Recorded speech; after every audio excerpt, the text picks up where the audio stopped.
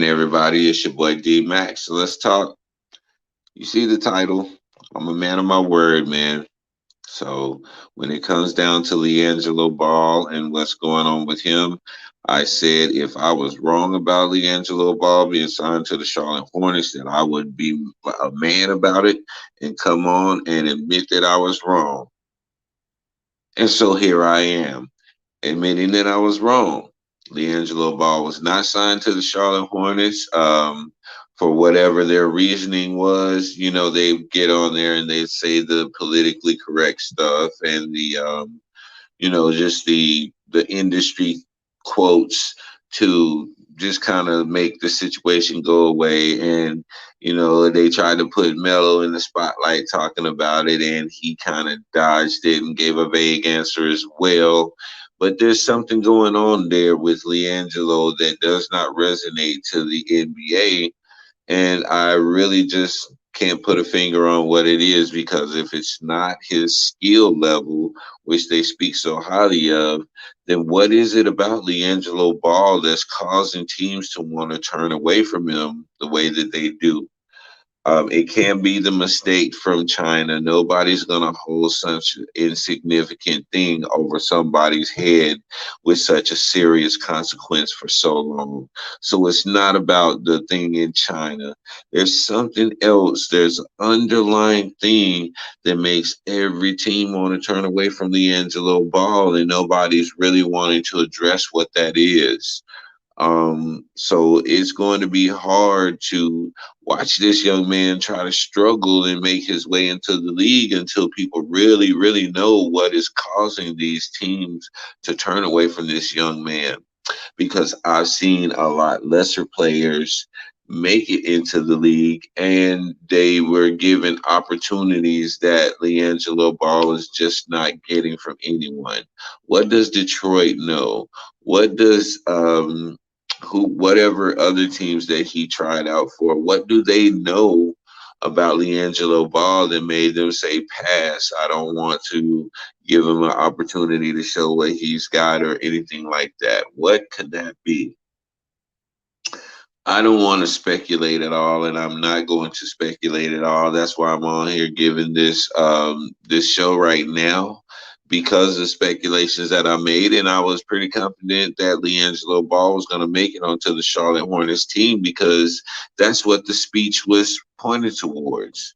You say, yeah, that's crazy. It is, man. But everybody was talking so highly of him and talking him up and stuff like that. It makes you pretty sure that he gonna get on the squad. And yeah, you're right. Self awareness TV, man. Shout out to you, my brother. That is absolutely crazy. But there's something going on with LiAngelo that nobody's wanting to speak about. And it's something that's causing him to not be able to pursue his career or his dream in the NBA. So maybe he need to go overseas or something.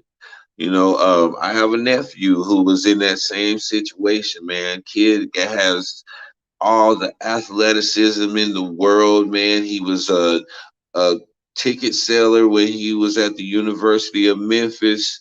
And but going into the league, for whatever reason, man, they were, really not wanting to deal with him on that level. And I couldn't understand it, because I've seen lesser players that are getting greater opportunities than this guy who is a great player. And I'm talking about my nephew, DJ Steffens.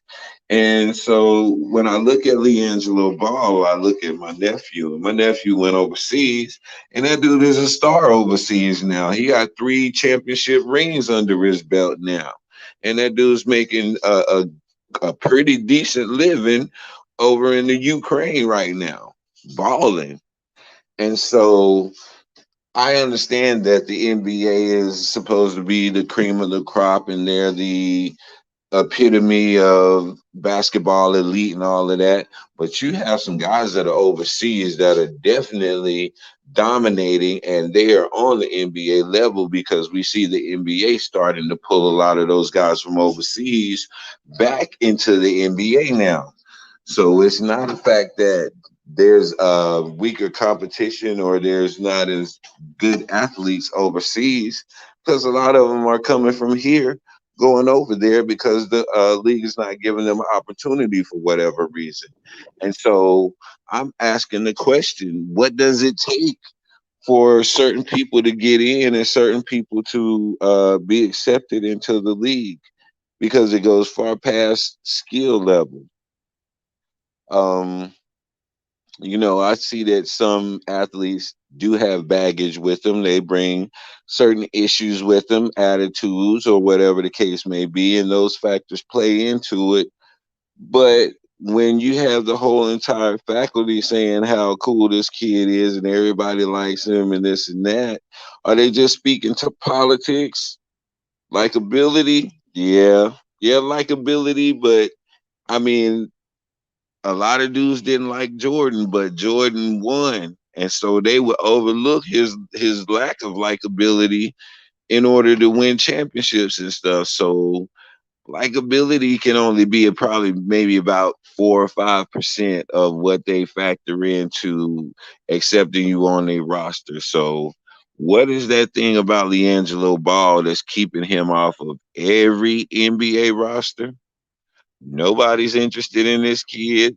I mean, there's something that somebody's not saying, and like I said, I'm not gonna put nothing out there because people will jump on something that sounds juicy and just run with it, and I don't want people saying I said anything. So I'm just on here right now being a man about the situation. I said that I would come on here with the same energy that I was saying he was gonna make the roster. I'm gonna bring that same energy and saying that he didn't make the roster. But I want to know what's stopping him. What is the problem? What is that thorn in LiAngelo's side that makes him lesser of a commodity than his brothers? Especially when LeVar is sitting there saying that Gelo is the best shooter out of all three of them. And the NBA ultimately is about what? Putting the ball through the hoop. So if you have a person who can consistently put the ball through the hoop at a high rate, what is their off court? Because it has something to be off court that's stopping them from doing so. I don't know, man. But it is what it is. Jello, I hope you make it, bro. I hope you find your spot somewhere. Don't look past going overseas, bro, because Stephon Marbury went overseas and he became a star overseas. And my nephew went overseas. That dude becoming a star overseas. So the NBA is not the end all be all to basketball careers. There are other leagues out here that can pay you not like the NBA will, but they will pay you a good living wage and you'll be able to have more than the average person will off of what you make, especially if you're a high profile and a high level player. So, just go elsewhere, man. You don't have to go to the NBA. I know that's what your dad wanted, three kids in the NBA, but hey, it is what it is. Ultimately, it's your decision, young man. You got to do what's best for you and not try to fulfill your father's dreams. And so just go from there, man. No shade at LeVar, but that's just a decision that this young man has to make on his own. And yeah, that's pretty much it, man. Salute to the family. I'm still rocking with the Ball family. Still supporting Melo, still supporting Lonzo and Jello wherever you end up, bro. I'm gonna support you there too, man. So it is what it is. Everybody gonna get on here and people gonna say they say. And this is just my say.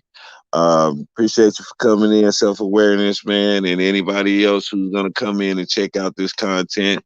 I appreciate you for just listening to my narrative and giving me opportunity to speak. This is your boy D Mac. Y'all know what I say. Sticks and stones can break your bones, but the word can always heal you. I'm out.